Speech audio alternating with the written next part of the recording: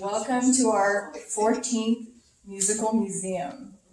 I'm so happy to see you here today, and this concert series is dedicated to creating a safe, enriching space for individuals with dementia and their families. Today, we aim to provide intellectual, social, and emotional stimulation, factors that can help protect against this progression, while honoring each person's unique abilities. This concert series is both clinically informed and part of an exciting health initiative known as Social Prescription. Social Prescription involves connecting people with activities that improve well-being, like music, art, or community gatherings, as a complement to traditional medical care. Thank you for joining us in this shared experience of connection and creativity. Hello everyone, I'm Borna Benegdapur. Clara Takrabi and I co-direct the Northwestern Music and Medicine program. And I want to talk to you a little bit about what we do here for those of you who are new. For those of you who have missed our previous events, you can either go through the app, in the App Store, either for Apple or Android devices. On the left side, you can scan them here, and then there is also a printed version of this slide outside if you want to scan it. Or you can go directly to our YouTube channel, Northwestern Music Medicine, and watch the previous events. The app, by the way, was made by my son, Nick, who's sitting down in the back. He's a high schooler, but he knows much more tech than I do. And he did an internship in our center over the summer, and then we now have a separate website for our program. The address is up there, and then there's also a QR code if you want to go and see what you're doing in Northwestern Music and Medicine program. I won't go to the next slide until you scan. There you go. Okay. And just so you know, and for those of you who might not know our program, the idea behind the program was to have music clinically available, and also to research both to show efficacy of music interventions, and then also to understand the mechanistic underpinning of music processing. We are part of the NIH Music Dementia Research Network. I meet with them every month, and then we have already secured a pilot grant that we're going to be working on. And then we also, one of our missions have been education. Both for public, and then we started the first music and medicine course at Northwestern, which we had in January. All right. So before going forward, I noticed my dear mentor, Dr. Mezalam, is here. Without his support, this would not have happened. So please, a round of applause for Dr. Mezalam.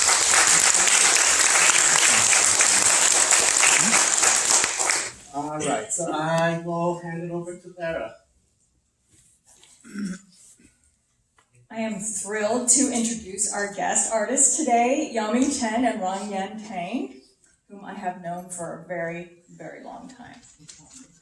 With them, not only do I experience profound musical commitment and, of course, talent, but I also enjoy a thoughtful, philosophical grounding in music from them.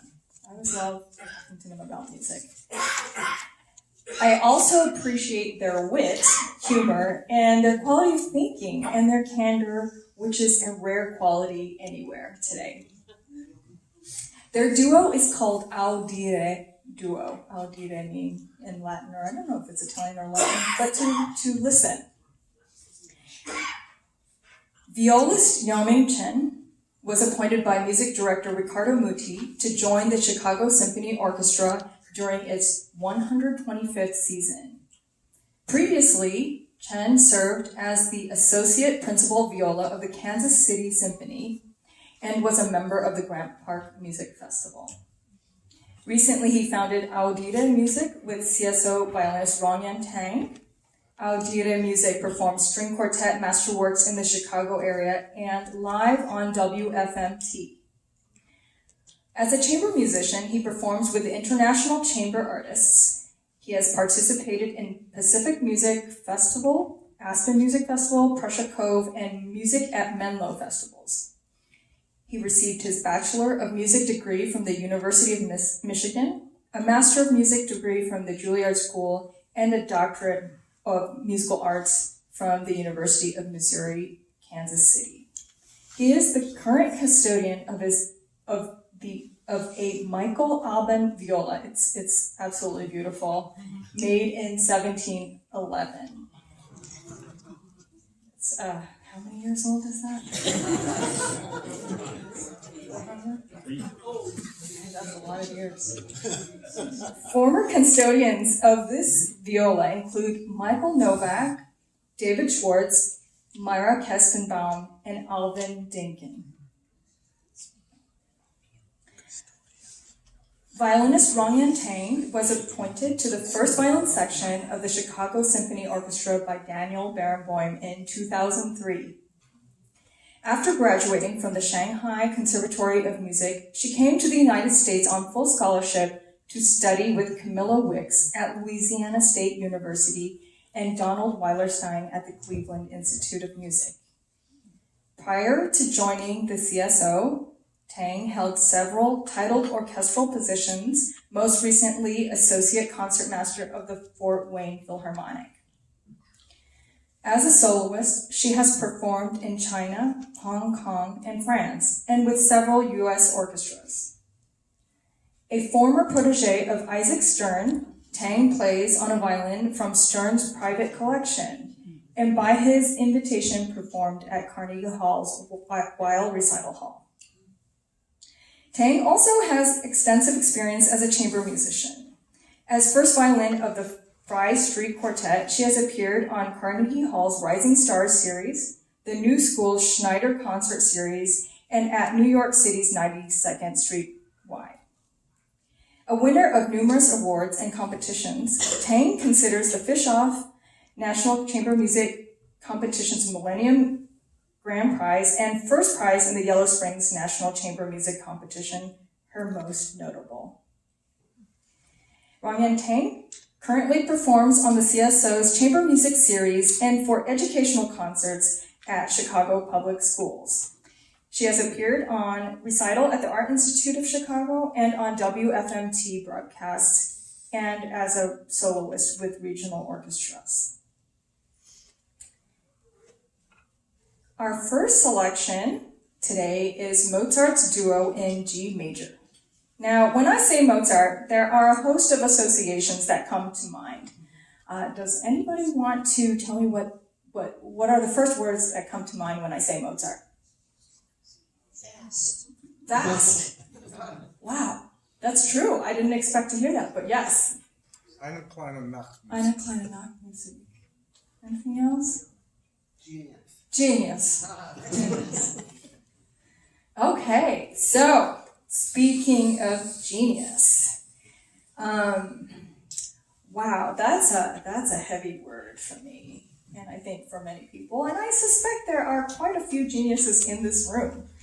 And so I think I want to situate the word genius in Mozart's time. He lived during the Middle and Late Enlightenment, and I feel like the Enlightenment has a particular relationship with this word genius. It's not really a positive one. It allows us to look at him as superhuman, but without really looking at him as a human being. And so I'm always hoping to make art and artists relatable, and that we can share some world outlooks and some common ground with him. And I want to see him as a human being that had real struggles and living in an age of very fierce contradictions. And so, what's interesting, when he was composing this duo, he had just married Costanza, and his father condemned this marriage. He was struggling financially. He felt really insecure. And in his letters, he talked about insomnia, tremors, anxiety, headaches, stomach pain. And he was worried about being liked as a human being, being appreciated as a musician. How many of us can relate to this? Really deeply, right? Like, do I have a place on this earth? Where do I belong? And Mozart was, he had all these talents and he was really struggling with this. And I think for his whole life. And the story behind this duo is really fascinating because this duo was written in Salzburg, but it was published under Michael Haydn's name. And the reason why this happened, let me back up. Michael Haydn is the younger sibling of Joseph Haydn. And so Michael Haydn was the court composer in Salzburg, and he had a commission from the archbishop to write 6 duos. He wrote 4, but then he became ill. And so he really just couldn't write the last 2, so he asked Mozart to do this. And Mozart just happened to be in Salzburg that time. And so he wrote these last 2 duos for him and really saved Michael Haydn. And I like to think that he wrote this duo out of loyalty and respect to Michael Haydn. And it was also about artists saving other artists, and that would be worth doing. So we don't really know what he felt or thought, but that is kind of the historical documentation behind this piece. And it would also explain some of the compositional writing. Some of it's not really like Mozart. Would you say that? Some of it's like Mozart, some of it's kind of got peculiarities where you think, that doesn't really sound like him. So, presenting the first movement of the Mozart duet.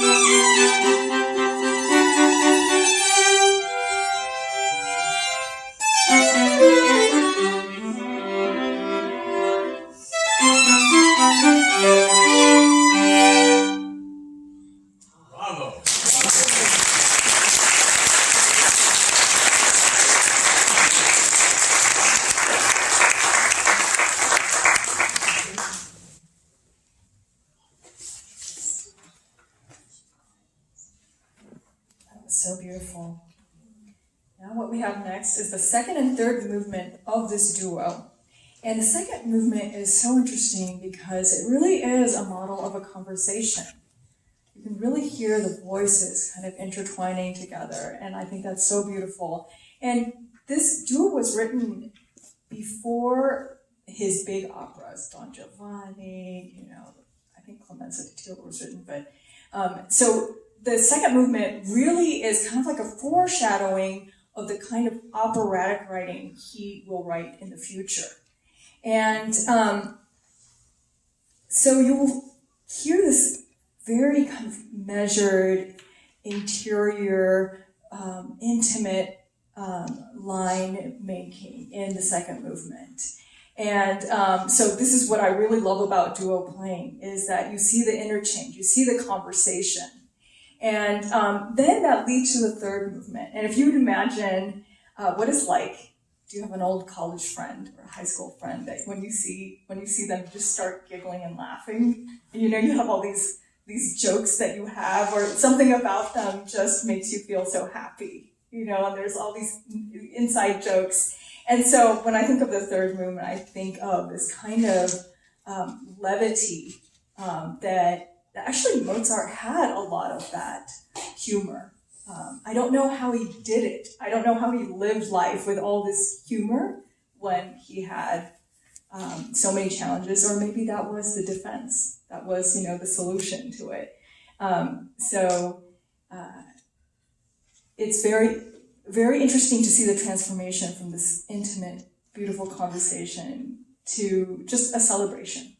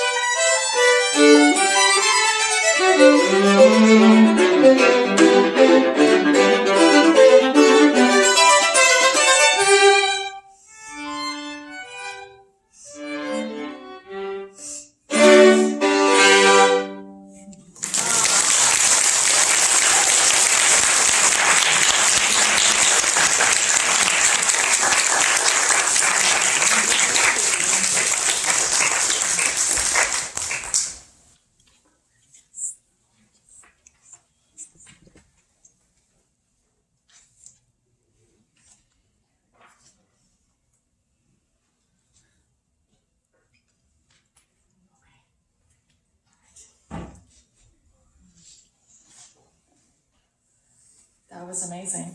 That's so beautiful.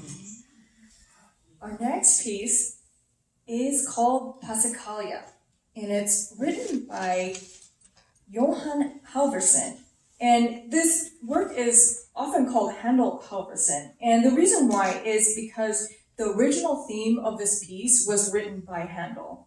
And so Handel wrote it in 1706, and it was a small harpsichord piece. And then about 200 years later, Johann Halvorsen, who was a Norwegian violinist, composed using this theme. And so what a Passacaglia is that it has one pattern, it has one theme, it holds it very strongly, and then it transforms it. And so you have kind of this force where you stay the same and something else changes at the same time. And so there is a lot of energy in this piece. And so we're about to have a drastic sea change.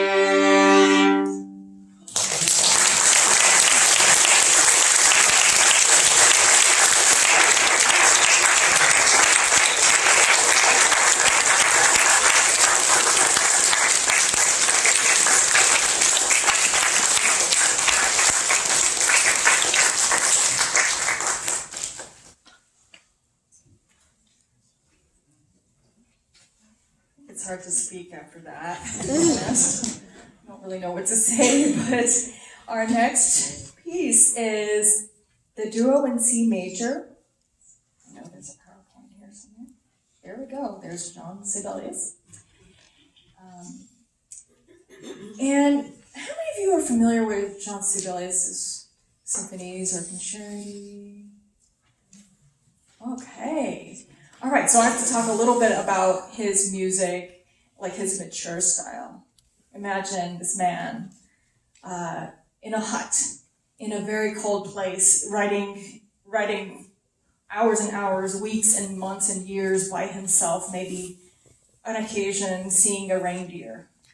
Okay, we're talking about some barren land, a stoic man of very few words, and when he writes something, it's just really long thoughts. And they're just incredibly beautiful. I love his Fifth Symphony. It's one of my favorites. I don't know if you love that. Fifth Symphony it's like my home piece.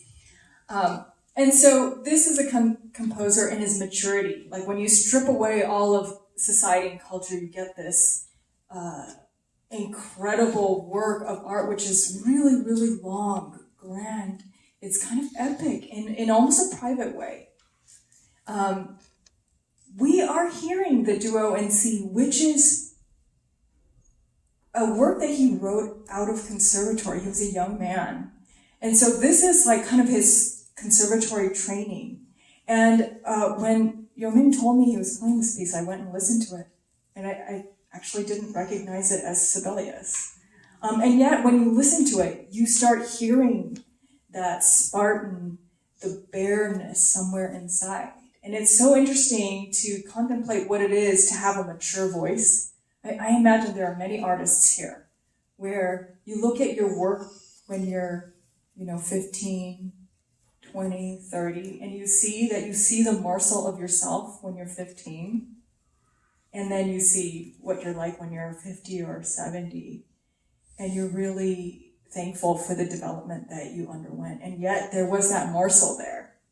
And so I'm really excited to hear, Sibelius' training and then kind of his voice emerging from there.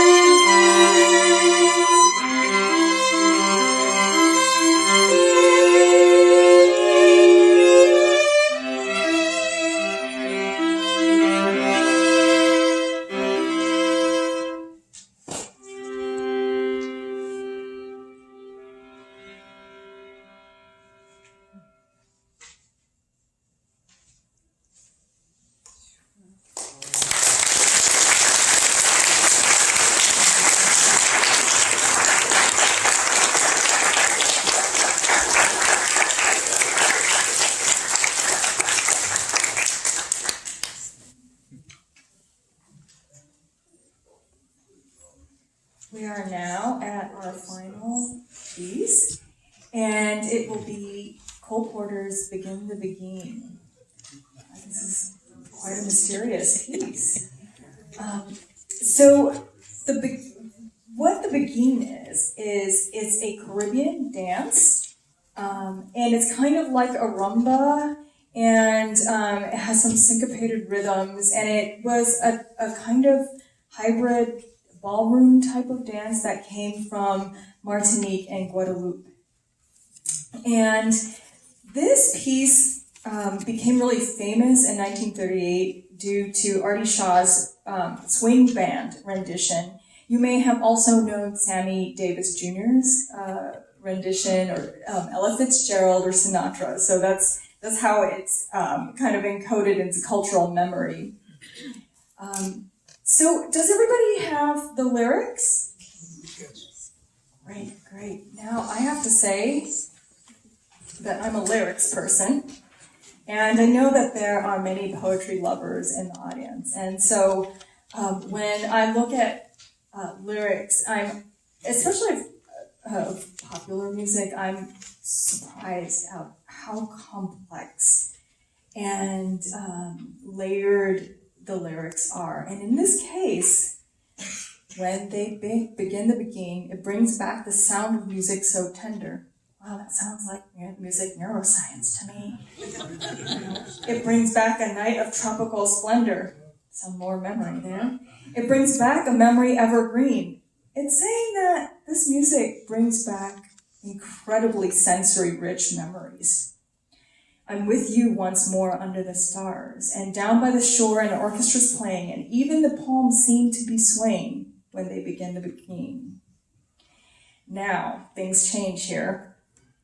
To live it again is past all endeavor, except when that tune clutches my heart.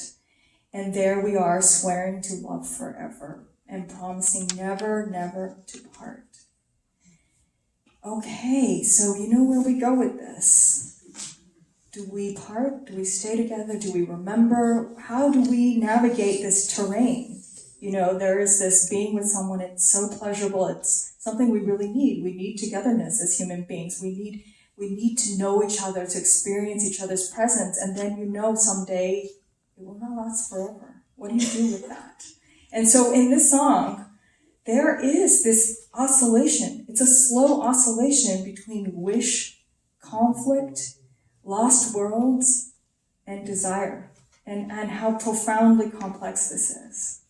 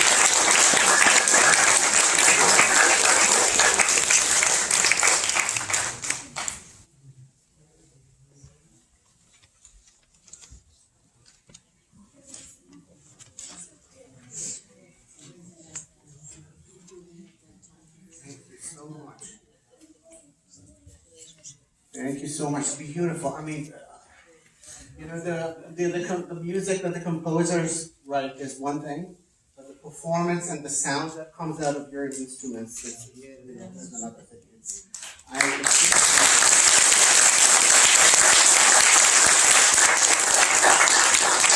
I think at some point we're going to do a study to compare, sound that comes from your instruments to other people to see how that, affects the brain. And I totally believe that there's a difference because, the harmonics and the beauty and then the clarity of the sound of, your performances, Clara's performances, it's unbelievable.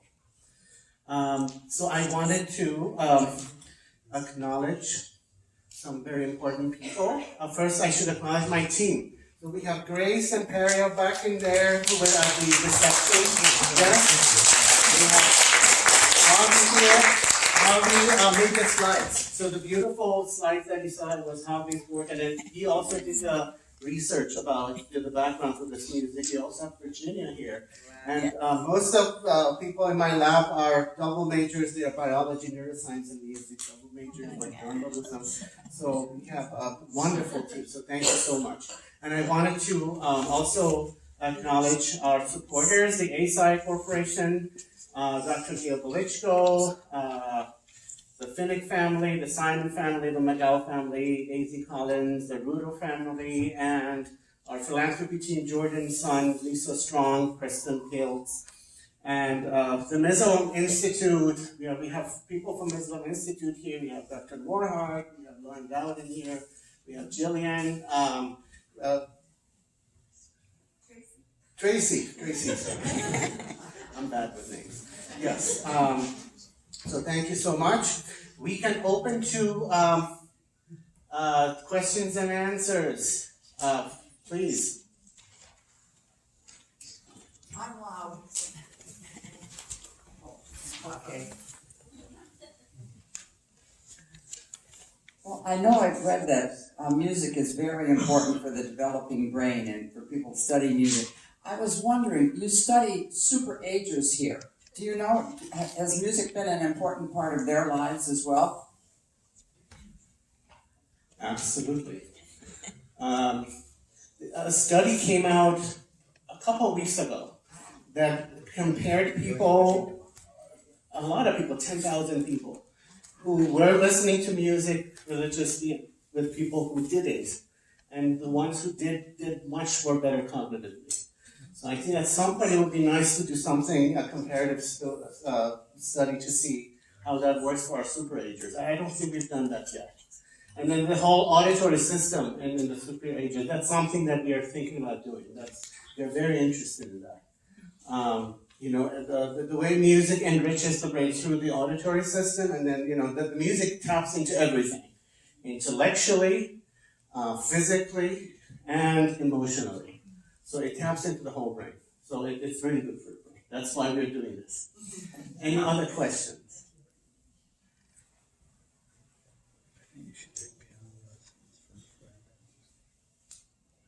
This is Prita. Can you hear me? This is very basic, but I know you're very accomplished, many years, and a lot of education, and I know you rehearsed. But how do you stay together with no conductor, no beat? Do you have eye contact or what? It's better sometimes without conductor.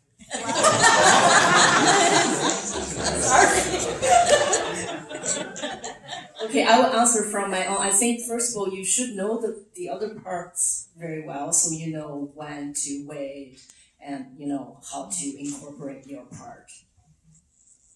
Yeah, so she said the thing out loud, but usually, knowing the part helps, and also as I feel like the older I get, the less I have eye cues, like from me using my eyes on my partners, and I use my ears. Your ears. Actually, yes, it's easier for me to hear what they're doing. So I want to just say a really quick thing about how we started playing together. 5 years ago, as you all remember, we were playing at home. So Rongyan sent me a clip of her playing the Mozart, the one you just heard earlier, and I would sync it up on my end. That is not the way to make music. It's actually quite difficult. But we found a way to do it successfully, I think. But that's just the thing, is hearing the other person right there with you, present, and adjusting. And you might not believe it, but there are things that happened today, and we didn't rehearse it that way. It just happened. Because it's sort of organic, and things do change from time to time, and you adjust. And that's all from hearing, not eye contact. I used to do that. I memorize the music, and just my eyes are on my partners, right? But I find that less quick. Hearing is quicker for me. I want to add just, my old teacher liked to say, use the third eye. It's an ancient thing. Everyone believe you have this very powerful eye, invisible. So it's mostly about like predicting, and it's not only listening, but also feeling like when it's gonna come. You could like kind of predict it with there's a momentum. You just kind of ride along. Thank you. Any other questions? Interesting. Thank you. Excuse me, I must stand up. Hello. I have a special relationship with Dr. B. I must say so, but also I'm a poet, and I live in poetry. And to me, when I'm writing or reading, the sound created is a new voice, and it speaks a different language, and it has carried me through so many wonderful times. It's the best thing in so many ways. Thank you, and it is. If you know what Duke Ellington said, you don't have the famous quote of Duke Ellington. You don't have a swing. Somebody help me on that one. Thank you very much. Thank you.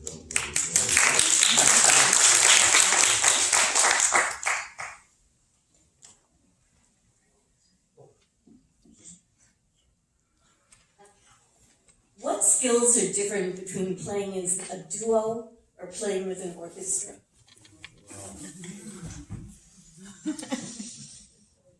Duo is easier. First of all, you also have more freedom, Okay. and you could decide what you want to do. If you have a conductor, you can't. You have to do what the conductor asks. But there are similarities. You have to be sensitive. You have to adjust. It's different than when you play alone for sure, and there are lots of interpretation. Maybe it wasn't originally what you want to do. It's kind of like riding, again, like what I said, riding on a train. It's already moving, so you can't say, I'm going to do this, then you're going to miss. So you have to, adjust yourself. And playing chamber music, duo, quartet, trios, we are in control, sort of. Like I'm half of the group now. In orchestra, you're one of 100th, and you're sort of at the mercy of your leader of your section and also the conductor and their interpretation. Of course, we try our best to do what they like us to do, mostly.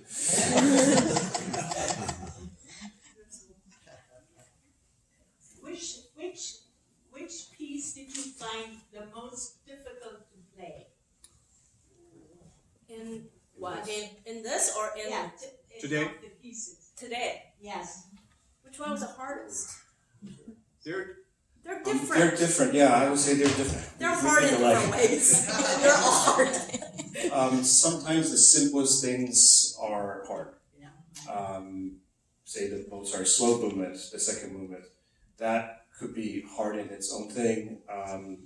And the Handel Halvorsen is technically difficult. And the Sibelius, actually that's like more difficult for me, I think, because I have to carry the flow of the piece. The melody is actually not too terribly complex, where I sort of drive the shape of the piece in the Sibelius. So each piece has its own challenge and what you want to say. So it's like poetry. Each poet is different, and how you say it, and the inflections, it will become different. Yes. Any other questions? All right, so we can. One. Oh, wait, there's one. When we see, my wife will tell you my voice is loud enough. When I watch something on Channel 11 or wherever where it's a full orchestra and they're playing, you'll see the conductor doing this, and it always looks like the players are actually just looking at their music. And it sometimes you wonder, well, what's the point of waiting this out because they're trying to fly, and everyone else seems to be really involved in what's going on in their own little world. So how do you really connect with what he's doing? I'm going to say the silent thing out loud. So, really good conductors, we do pay attention, and a lot of the time it's peripheral vision. And the bad ones, we just ignore them and play the video. So sometimes it helps not look at them, otherwise I get lost.